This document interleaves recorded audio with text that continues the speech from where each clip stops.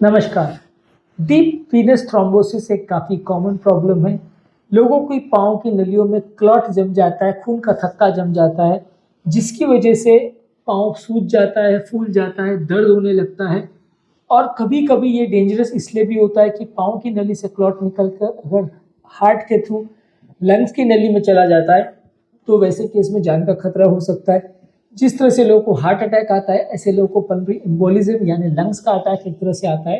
Lungs का attack commonly नहीं बोलते उसको, लेकिन समझने के लिए आप इसको ऐसे समझ सकते हैं कि अगर ये क्लॉट लंग्स की नली में चला जाता है तो लंग्स का ऑक्सीजन सप्लाई बंद हो जाता है और व्यक्ति की तुरंत जान जा सकती है। तो ये काफी डेंजरस चीज है। डीप वीनस थ्रोम्बोसिस, पाँव की नली में जो क्लॉट है उसको बोलते हैं। आज हम डिस्कस करेंगे इसको कम करने की या इसके चांसेस को कम करने के टिप्स पर। टॉपिक पर जाने से पहले जो लोग हमारे चैनल पर नए हैं उन्हें रिक्वेस्ट करूंगा कि चैनल को सब्सक्राइब करें, वीडियोस को लाइक और शेयर करें। डीप वीनस थ्रोम्बोसिस के लिए सबसे इंपॉर्टेंट चीज है अर्ली एम्बुलेशन यानी एक्टिव रहना। जो लोग बैठे बैठे रहते हैं या बैठे बैठे का जीवन रखते हैं, पाँव की मसल को मूवमेंट नहीं करवाते हैं, उनको इसका चांस ज़्यादा होता है। ऐसा होने का कारण ये है कि जब हम बैठे बैठे रहते हैं तो पाँव की नलियों में ब्लड जमा हो जाता है, जिससे ब्लड में जमा कचरा बैठ जाता है और क्लॉट बन जाता है। जब हम मेहनत करते हैं, चलते फिरते हैं या एक्टिव रहते हैं, तो पाँव की मसल्स कॉन्ट्रैक्ट कर करके उस ब्लड को हार्ट की तरफ पुश करती हैं, जिसकी वजह से पाँव की नलियों में क्लॉट नहीं बनता है और जिसकी वजह से आपका डीप वीनस थ्रोम्बोसिस का चांसेस कंपेरेटिवली कम हो जाता है। तो कोई भी प्रॉब्लम है, भले आपकी रिसेंट सर्जरी हुई हो, कोई एक्सीडेंट हुआ हो, कोई प्रॉब्लम है, फिजिकल प्रॉब्लम, साइकेट्रिक प्रॉब्लम, बिस्तर पे पड़े रहना नहीं है। जितने ज़्यादा जल्दी आप चलना फिरना चालू करेंगे, पाँव की मूवमेंट चालू करेंगे, उतना ज़्यादा अच्छा है।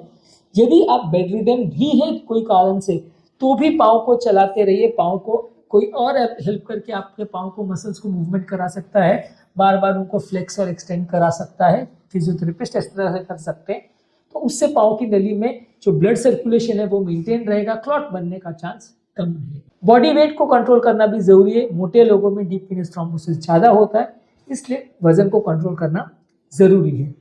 लंबे समय तक खड़े रहने से या लंबे समय तक बैठे रहने से, लेटे रहने से क्लॉट बनने का चांस बढ़ जाता है। एक पर्टिकुलर पोस्चर में कंटिन्यूसली लेटे बैठे या खड़े मत रहे। इसके अलावा पानी ज्यादा पीजिए, पानी से क्लॉटिंग का टेंडेंसी थोड़ा कम होता है। रात को जब सोते हैं तो पाँव को थोड़ा ऊपर उठा सकते हैं। पाँव में ग्रेविटेशनल फोर्स की वजह से जब आप रात को सोते हैं तो पाँव में जो ब्लड है वो हार्ट की तरफ जाता है, तो पाँव में ब्लड पार्टिकल्स या क्लॉटिंग फैक्टर्स इकट्ठे नहीं होते, तो क्लॉटिंग का टेंडेंसी कुछ हद तक कम होता है। जिसको अगर पाँव में ऑलरेडी सूजन है या ऑलरेडी क्लॉट है, ऑलरेडी डीप वीनस थ्रोम्बोसिस की हिस्ट्री है, उनको कंप्रेशन स्टॉकिंग्स पहनने चाहिए। वेरिकोज वेन्स वाले पेशेंट को भी कंप्रेशन स्टॉकिंग्स पहनने चाहिए। वो बेसिकली एक टाइट मोजा होता है जिसको आप पाँव में पहनते हैं, तो इससे आपके पाँव का ब्लड सर्कुलेशन मेंटेन रहता है। ऊपर वाली नलियों को वो कंप्रेस करके ब्लड को हार्ट की तरफ पुश करता है, इससे आपको क्लॉटिंग का चांस कम हो जाता है। जहां तक पॉसिबल है, पाँव को आलती पालती मार के या क्रॉस लेग करके नहीं बैठिए। क्रॉस लेग करते हैं तो आप जो पाँव को दूसरे के ऊपर रखते हैं तो दोनों पाँव का ब्लड सर्कुलेशन कॉम्प्रोमाइज हो सकता है। पैर को लंबा करके जमीन पर बैठे तो ज्यादा अच्छा है, पर क्रॉस लेग बैठने का प्रयास मत करिए, इससे आपको नुकसान हो सकता है। स्मोकिंग को बंद करना है, अल्कोहल को बंद करना है, कोई भी व्यसन नहीं होना चाहिए, इससे भी क्लॉटिंग की टेंडेंसी बढ़ती है। कोई क्रॉनिक बीमारी है जैसे बीपी, शुगर, कोलेस्ट्रॉल, इस तरह की चीज़ों को भी कंट्रोल करना है, इससे भी आपकी क्लॉटिंग की टेंडेंसी कम होती है। डेली एक्सरसाइज करना है, एक्सरसाइज से ब्लड में क्लॉटिंग की टेंडेंसी कम होती है। जो ब्लड थिनिंग मेडिकेशन अगर आपको दी गई है डीप वीनस थ्रोम्बोसिस के चांसेस को कम करने के लिए, चाहे वो सर्जिकल ऑपरेशंस के एक हफ्ता 10 दिन के लिए दिया जाता है, या हार्ट अटैक के बाद, या हार्ट फेलियर को, या बेड रिडन पेशेंट्स को, हॉस्पिटल में वेंटिलेटर पर जो पेशेंट्स हैं उनको, वो ब्लड थिनिंग मेडिकेशन डॉक्टर के साथ डिस्कस करके उसको लीजिए। ये काफ़ी हद तक क्लॉटिंग की टेंडेंसी को कम कर सकते हैं, और क्योंकि ये बीमारी जानलेवा है, जब तक ये दवा ज़रूरी है उसको लेना चाहिए। पहले अगर किसी को डीप वीनस थ्रोम्बोसिस हुआ है तो उसको साल 6 महीना जब तक डॉक्टर इंस्ट्रक्ट करते हैं तब तक वो दवा को कंटिन्यूस लेते रहना चाहिए, बंद नहीं करना चाहिए। इसके अलावा कोई हार्मोनल रिलेटेड इश्यूज है, खासकर अगर female patients hormonal contraceptive pills या हार्मोन रिप्लेसमेंट थेरेपी, जो कि मीनोपॉज के बाद हार्मोन रिलेटेड सिम्टम्स जो होते हैं या मीनोपॉजल फ्लशिंग जो होती है उसको कम करने के लिए जो यूज़ करते हैं, उसको ध्यान से रखिए, क्योंकि इससे भी क्लॉटिंग की टेंडेंसी थोड़ी बढ़ जाती है। इसके अलावा जब भी आप ट्रैवल कर रहे हो तो कभी कभार लॉन्ग डिस्टेंस जब फ्लाइट में लोग ट्रैवल करते हैं तो एक ही पोजीशन में घंटों तक बैठे रहते हैं, खासकर इंटरकॉन्टिनेंटल फ्लाइट्स में 12-24 घंटे भी लोग पोजीशन में बैठे रहते हैं, उससे आप क्लॉटिंग टेंडेंसी बढ़ जाता है। बीच बीच में खड़े होकर थोड़ा चलिए, पाँव को थोड़ा रिलैक्सेशन दीजिए, इससे भी आपका क्लॉटिंग का टेंडेंसी या डीप वीनस थ्रोम्बोसिस का चांसेस कम हो जाएगा। डीप वीनस थ्रोम्बोसिस की क्या रिस्क फैक्टर्स है उनको समझने का प्रयास करिए, उस पर ऑलरेडी हमने एक सेपरेट वीडियो किया जो कि मेरे चैनल पर देख सकते हैं।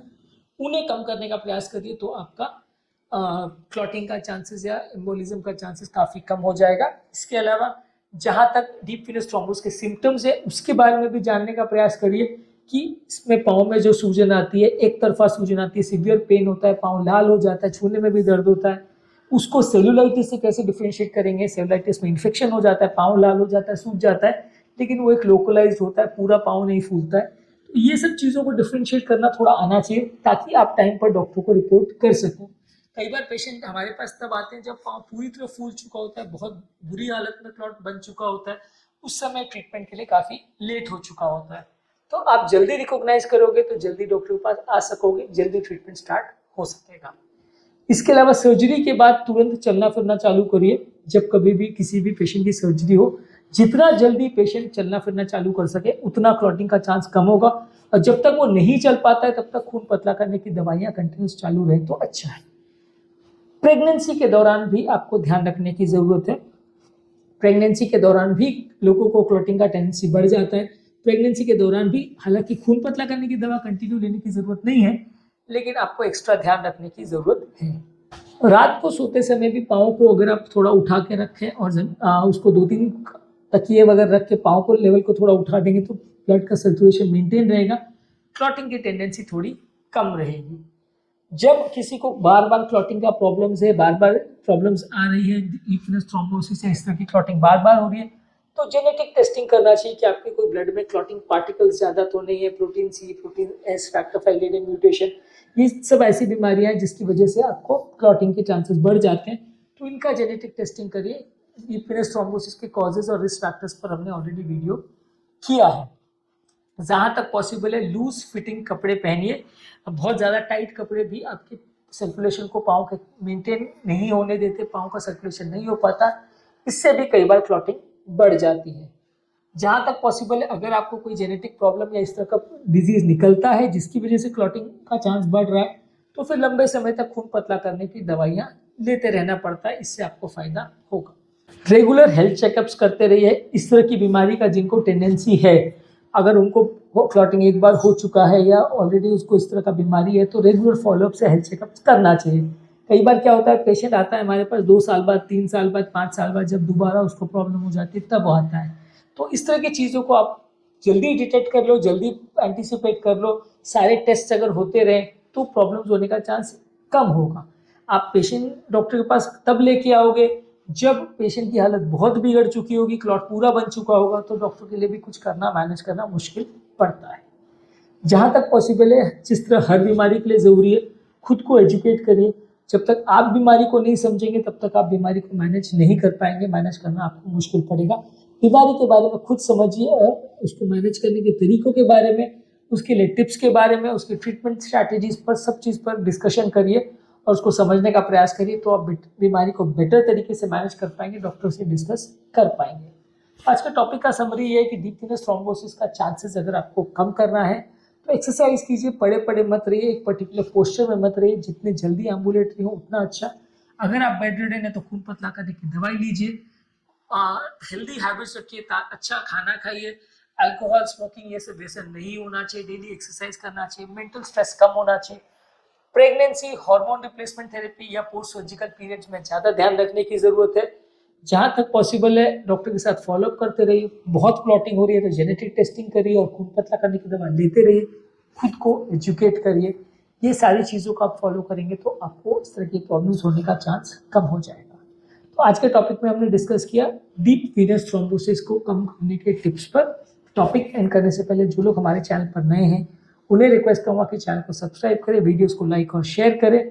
हमारे चैनल पर डीप वीनस थ्रोम्बोसिस और पल्मोनरी एम्बोलिज्म संबंधित ऑलरेडी काफ़ी वीडियोस हैं, इनका लिंक मैं कमेंट सेक्शन और डिस्क्रिप्शन बॉक्स में छोड़ दे रहा हूँ, आई बटन में छोड़ दे रहा हूँ, आप इसे चेकआउट करिए, काफ़ी कुछ जानने और सीखने को मिलेगा, बीमारी को मैनेज करने में मदद मिलेगी।